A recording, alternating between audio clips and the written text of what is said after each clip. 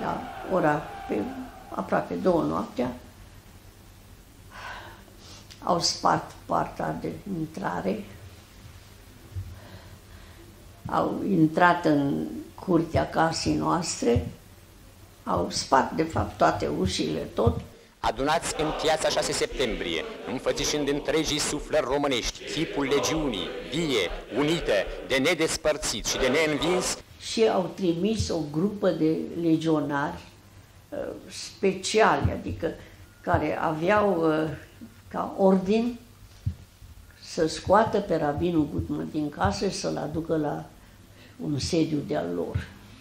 Zecile de mii de legionari în fața delegațiunilor germană, italiană, spaniolă și japoneză, alături de familiile celor căzuți în lupte pentru biruința legionară, au primit semnalul de luptă prin care generalul Antonescu, conducătorul statului național legionar, i-a chemat să înceapă zidirea pentru veacuri a destinului românesc.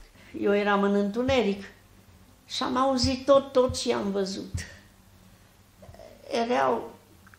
Cred că erau 8 sau 10 în grupa în care a intrat. Și au spus: ei, rabine, am venit să te invităm la sediul nostru.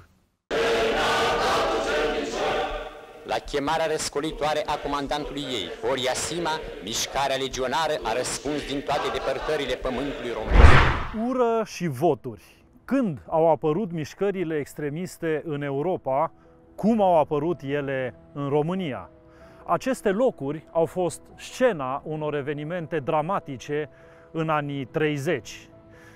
De ce nu și-au pierdut mișcările extremiste puterea de seducție și cresc peste tot în Europa? Un mare istoric român a trăit în tinerețe mirajul mișcării legionare de care avea să se dezică mai târziu. Situația politică în Europa anilor 30. Ascensiunea partidelor de extremă dreapta. Aspectul cel mai stringent era la acea epocă ascensiunea mișcărilor de extremă dreapta în mai toată Europa. Aceste mișcări apăreau, pe de o parte, ca reacție împotriva bolșevismului, pe de alta, datorită discreditării în care căzuse în multe țări regimul parlamentar, privit ca rost de corupție și incapabil să pună capăt crizei economice. Seamănă cumva cu ce se întâmplă astăzi în România, o clasă politică de asemenea obosită și fără soluții și fără resursă umană, aș spune eu. De asemenea, venim după mai multe crize care frustrează segmente importante ale societății, iar segmentele astea importante sunt vulnerabile și absorb foarte mult discursurile iraționale, cu soluții miraculoase, cu un oarecare misticism, la fel ca în anii 30. Alexandru C. Cuza înființează Liga Apărării Național Creștine ca reacție la acordarea în bloc a cetățeniei române tuturor evreilor care trăiau în regatul României. Printre membrii fondatori, Nicolae Paulescu și Corneliu Zelea Codreanu. Din ce în ce mai radical, Codreanu îl asasinează pe prefectul de Iași, Constantin Manciu, considerat responsabil de persecutarea studenților ultranaționaliști. De la 1863 și până la acest asasinat, nu s-a petrecut în țara noastră nicio crimă politică, ceea ce contrasta cu obiceiurile din Balcani. Asta este marea învinuire care se aduce legionarilor. Au introdus în moravurile politice românești ceva ce nu făcea parte din tradiția noastră. Atunci au început să fie prigoniți, într-adevăr, acești tineri care voiau schimbări adânci în țară și în moravurile politice ale acesteia. Codreanu, achitat de un tribunal popular după uciderea prefectului, creează împreună cu câțiva apropiați, într-o atmosferă mistic-religioasă, Legiunea Arhanghelului Mihail, care se va numi mai apoi și Garda de Fier. Este un personaj carismatic, capitanul, îi se spunea. S-a scris mult despre el. Era un om foarte înalt, chipeș, care aveau așa o putere de atracție. Nu toți politicienii sunt foarte buni oratori, dar asta nu înseamnă că nu sunt printre ei foarte mulți care au influență asupra maselor. Codreanu a fost unul dintre cei care a atras. În plus, s-a fost un foarte bun organizator. Deci este în primul rând o mișcare naționalistă, da? Un naționalism radical. După aceea, a doua caracteristică majoră este creștinismul, acesta fundamentalismul creștin-ortodox. Caracterul antidemocratic, dreptat împotriva clasei politice și a regimului democratic. De asemenea, antisemitismul, fără doar și poate. Ighe Duca, printr-un jurnal al Consiliului de Ministri, desființează mișcarea legionară în preajma alegerilor. Urmarea este cunoscută. La 29 decembrie 1933, în gara Sinaia, legionarii Nicolae Constantinescu, Ion Caranica și Doru Belimace, Nica Dori, îl împușcă pe primul ministru, apoi se predau autorităților. Șeful guvernului ajunge Gheorghe Tătărescu. Un asasinat și mai greu de justificat va avea loc în 1936, când o echipă de 10 legionari, studenți în teologie, îl împușcă pe patul său de spital pe disidentul legionar Mihai Stelescu, ciopărțindu-i apoi trupul cu topoarele și dănțuind în jurul cadavrului. Unii etnologi au văzut în această scenă abia credibilă o reminiscență a ritului antic al cabirilor. Totuși, succesul legiunii sporește.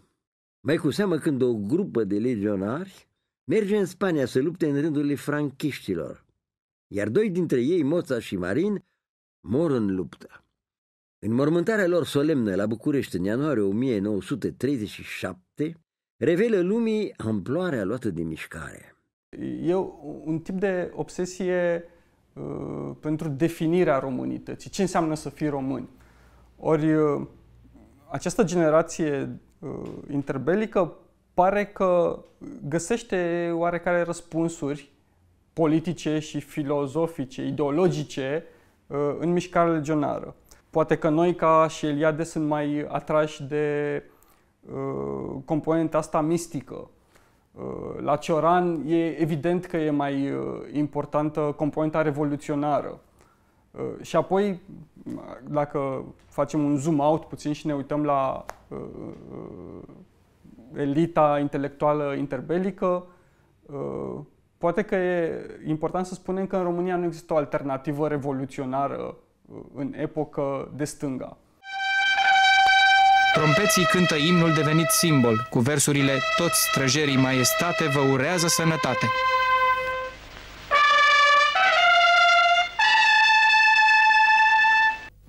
La 20 decembrie 1937 au avut loc alegeri parlamentare după 4 ani de guvernare liberală.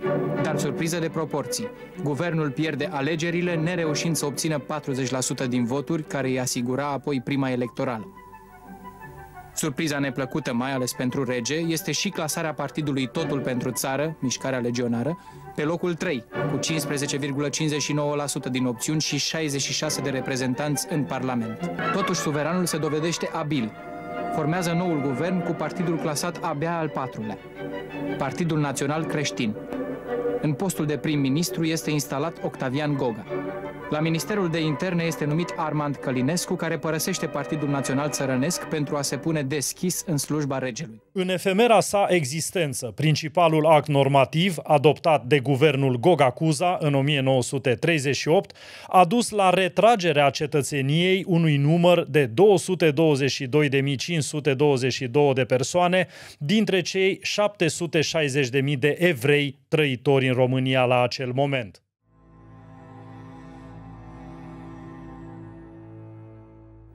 Noua Constituție este promulgată la 27 februarie, iar la 30 martie partidele politice sunt dizolvate printr-un decret regal. Astfel s-a instituționalizat regimul de autoritate monarhică, la care Carol al II-lea năzuise de mulți ani. Corneliu Zelea Codreanu, condamnat între timp la închisoare, cei 3 asasini ai lui Duca și cei 10 asasini ai lui Stelescu sunt lichidați de jandarmi la ordinul lui Carol al II-lea sub pretextul unei tentative de evadare. Cred că există riscul, și repet, oriunde în lume, acolo unde există mișcări extremiste, ca acești simpatizanți fanatici să recurgă la gesturi extreme, inclusiv de violență și, sper că nu e cazul, de tentative de asasinat și așa mai departe. Prim-ministrul Armand Călinescu este asasinat de un comando legionar la București în semn de răzbunare pentru măsurile drastice luate de acesta împotriva mișcării legionare. A urmat o reprimare sângeroasă ordonată de regele Carol. 300 de legionari sunt executați sumar. Mai sunt și alte episoade care arată că membrii ai mișcării legionare sunt dispuși la violență îndreptată împotriva autorității. Sunt conflicte cu reprezentanții autorității de-a lungul anilor 30. Tipul ăsta de vendetă este practicat și când mișcarea legionară ajunge la putere, după septembrie 1940. Deci, din nou, apetența către violență e cât se poate de prezentă în cadrul mișcării legionare.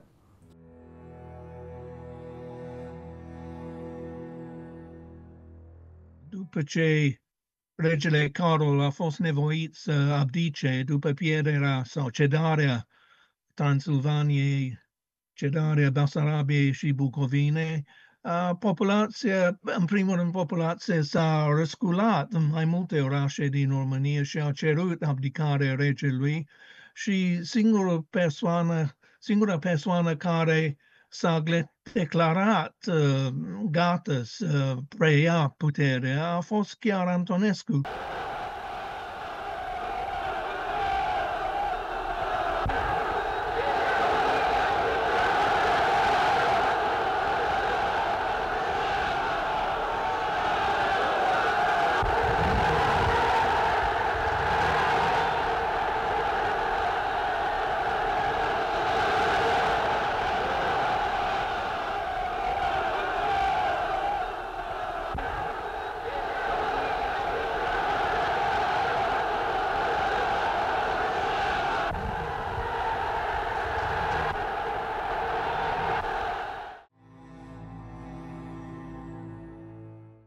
Ion Antonescu formează un guvern împreună cu mișcarea legionară, declarând statul național legionar.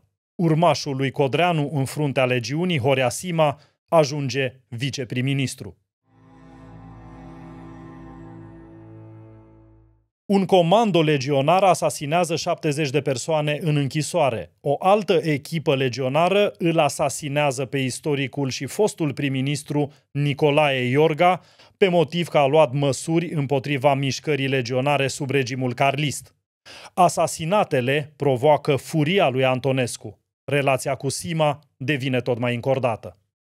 Acest aspect al purtării legionarilor l-a speriat pe Antonescu, în același timp a creat o situație economică foarte șubiredă în România, pentru că legionarii voiau să preia puterea economică în daună nemților, care și mai ales al lui Adolf Hitler, care voia o Românie stabilă, voia o Românie pe care putea conta pentru o invazie a Uniunii Sovietice pe care o plănuia încă din 1939. Și deci acțiunile, purtarea regionale l-au purea în primejdie planurile lui Hitler și Antonescu a primit un sprijin sacit al lui Hitler ca să dea la o parte pe legionari de la guvern. La București se declanșează rebeliunea legionară, o tentativă a lui Horia Sima și a legiunii de a pune mâna pe putere. Ofițerii și soldații sunt atacați pe străzi și dezarmați.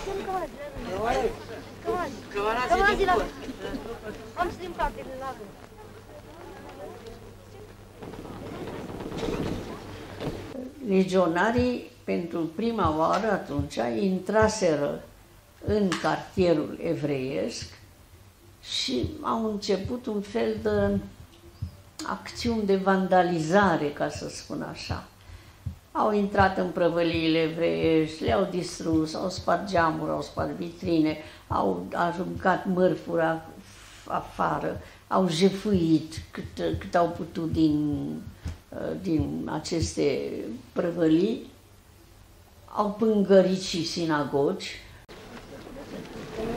Un magazin de biciclete e jefuit. Încep distrugerile.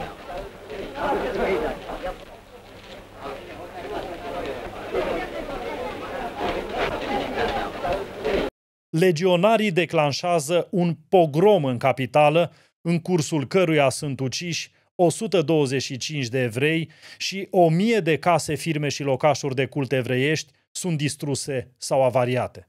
Au scos ciomegele lor și au început să lovească pe tata pe cap, pe frați pe cap și eu am văzut perfect cum țâșnise sângele din capul lor pe cap, pe față și au căzut pe podea și sângele a acoperit, pentru că asta am văzut după aia, ani de zile, pe peretele apropiat de unde au căzut, erau petele de sânge care au rămas și mai mult nu știu, că vă spun adevărat, mi-am pierdut cunoștința. Tata mi-a povestit că băteau cu frânghii ude pe corpurile lor. Erau toți trei pe podea, ca și ceilalți aruncați pe podea. Era și ei, tata și frații, și au fost chinuiți. Loviți cu vână de bou, loviți cu frânghiile ude, loviți cu bocancii lor, călcați pe trupurile lor cu bocancii. Și asta a durat vreo 2-3 ore și după aceea au sosit 2 camioane în fața clădirii. Tata și cu frații au fost încărcați într-unul din camioane și alți cam 100 într-un camion sau așa ceva. Tata și frații au fost camionul cu destinația Jilava. Iată aici, în pădurea Jilava, cadavrele a 10 de oameni pașnici, asasinați în timpul rebeliunii din ianuarie 1941.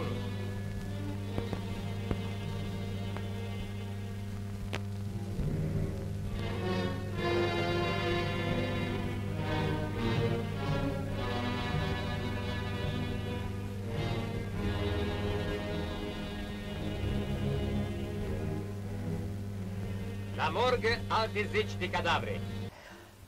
Deci au ajuns în ceea ce se numea pădurea Jilava și acolo fiecare trebuia să coboare, adică obligat să coboare din camion și 2 sau 3 legionari de o parte și de alta a ușii camionului, pe măsură ce coborau, erau împușcați în ceafă.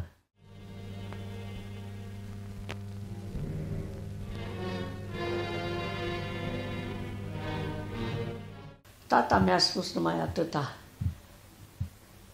Erau îmbrățișați Iancu și Iosif de tata, partea stângă și partea dreaptă, erau strâns îmbrățișați și când au tras cu gloanțele, au căzut pe zăpadă toți 3 așa cum erau. Și după cum se știe, gloanțele au pătruns numai în trupurile lui Iancu și Iosif și tata n-a simțit, mi-a spus el, cum ținea mâinile fiilor, a simțit când pulsul lor a încetat să mai bată. Asta tata mi-a spus.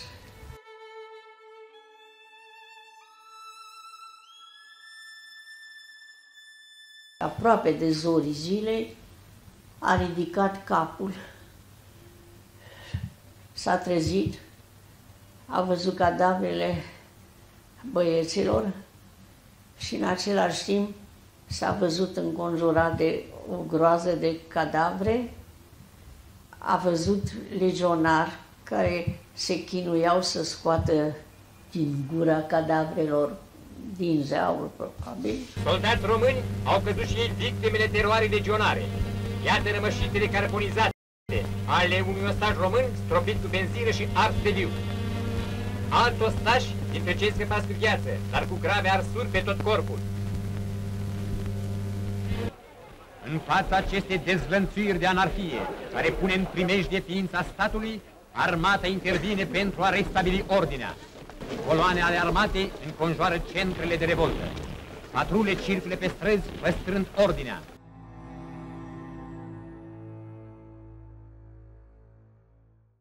Ion Antonescu reușește, cu sprijinul Germaniei naziste, înăbușirea rebeliunii și devine dictator absolut. Sima și câteva căpetenii legionare reușesc să fugă în Germania, unde petrec războiul internați într-un lagăr.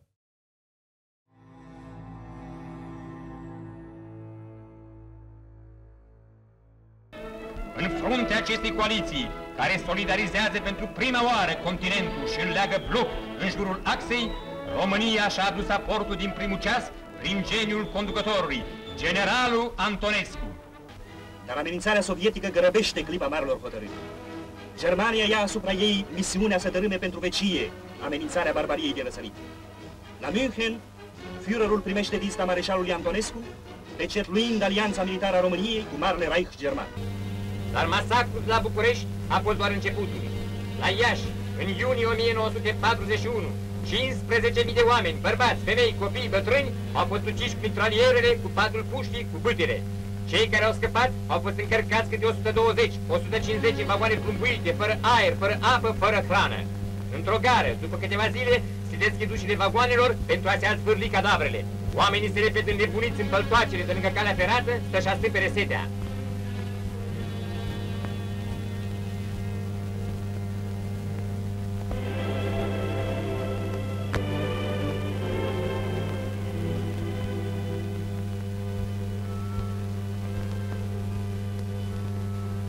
La Iași se curăță străzile, se transportă cadavrele în camioane spre un câmp din afara orașului.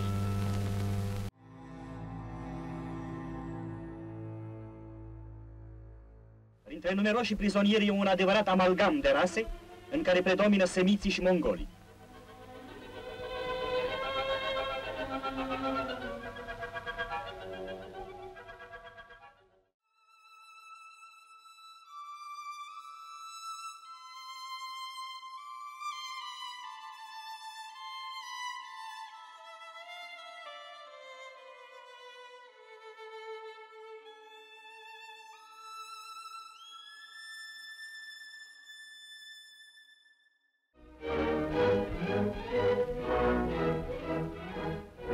În urma retragerii grăbite a hoardelor bolșevice, au fost prinși numeroși jidovi care, ascunși în case, trăgeau în trupele de ocupație.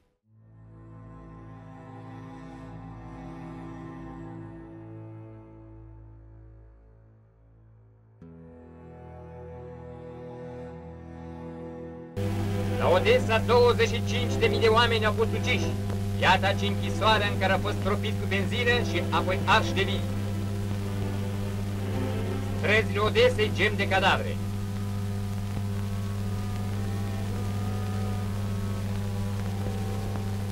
Un lung convoi se îndreaptă spre lagăr. Nimeni nu va mai scăpa cu viață. În aceste magazii au fost arși de vii alți 10.000 de oameni. Aceștia au fost oameni vii. Iată ce a mai rămas din ei.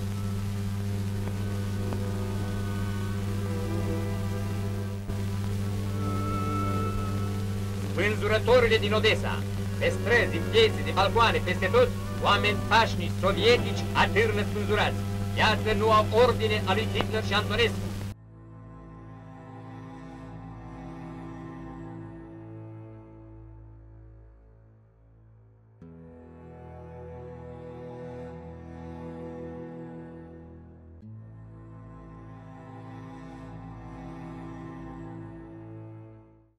În schimb, el a refuzat în vara 42 să mai trimite evrei în Transnistria și atunci a refuzat să fie de acord cu planurile nemților de a deporta pe evrei din Banat, din sudul Transilvania, din Moldova și din țara românească.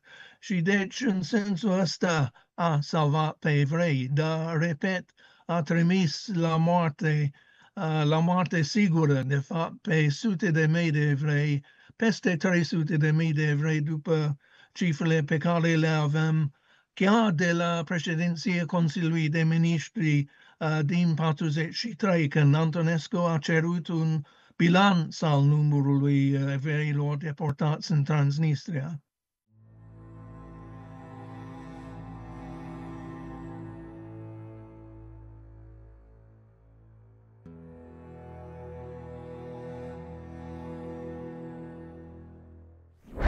Ion Antonescu este arestat la ordinul regelui Mihai atunci când refuză ieșirea din războiul alături de Germania. România întoarce armele, iar Antonescu este predat sovieticilor. Este judecat de un tribunal al poporului la București, găsit vinovat pentru crime de război și crime împotriva umanității, condamnat la moarte și executat pe 1 iunie 1946.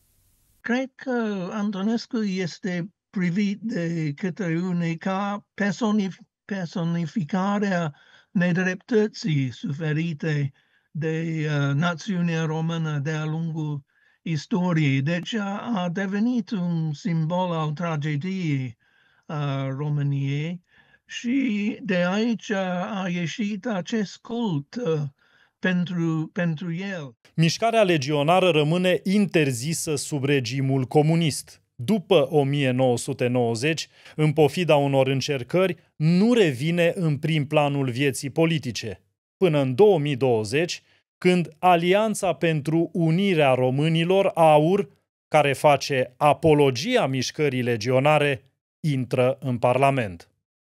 Sunt destul de mulți reprezentanți ai formațiunilor astea extremiste de astăzi care vorbesc despre Soros ca un dușman. Adesea, deși nu este explicit menționat, există și componenta asta identitară când se vorbește despre Soros. Și anume că partea identității sale este evreiască. E mult mai camuflat discursul antisemit în rândurile formațiunilor de extremă dreapta, formațiunile extremiste de astăzi, decât se întâmpla în perioada interbelică. În 2024, candidatul neolegionar Călin Georgescu câștigă primul tur al alegerilor prezidențiale cu 23% din voturi. În decembrie 2024, 3 partide considerate de extremă dreaptă, Partidul AUR, SOS România și Partidul Oamenilor Tineri, câștigă o treime din mandatele parlamentare. Dar despre cine sunt liderii mișcării de extremă dreaptă din România vom vorbi în episodul următor.